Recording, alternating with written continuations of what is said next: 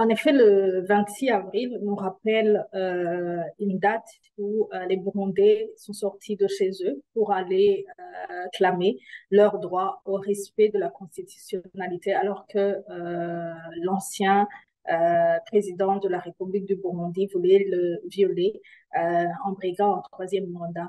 Euh, Ils ont usé de leurs droits pacifiquement. Cependant, tout ce qui s'est passé par après, on a remarqué que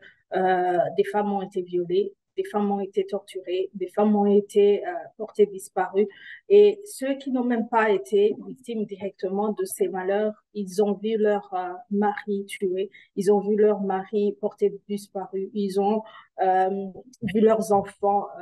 qui ont été victimes de torture, de tueries et beaucoup d'autres malheurs. Donc, ce fut une période très difficile pour la femme burundaise. Ce fut une période où je pense, la femme burundaise a vraiment souffert dans son fort intérieur et s'est sentie dans un pays où il n'y avait plus de sécurité à son égard. Alors aujourd'hui, la femme burundaise se porte, je dirais pas qu'elle se porte très bien, parce que c'est ce genre de violation de droits continue à s'observer à son égard.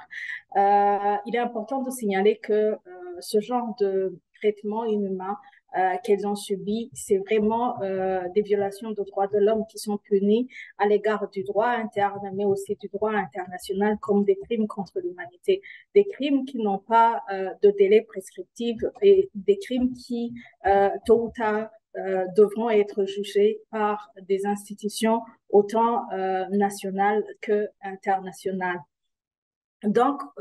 aujourd'hui, je pense que la femme burundaise ne vit que dans l'espoir de voir justice faite pour elle-même, mais aussi pour les siens, et ne vit que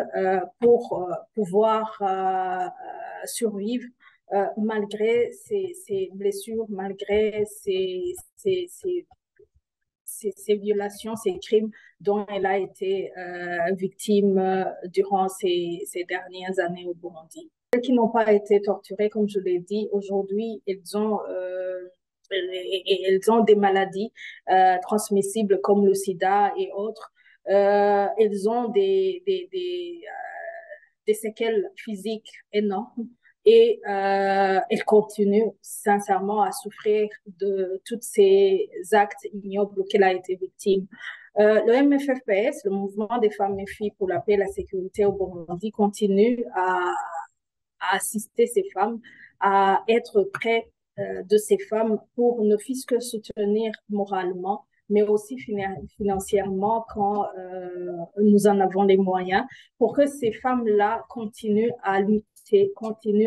pour leurs droits, continuent à vouloir voir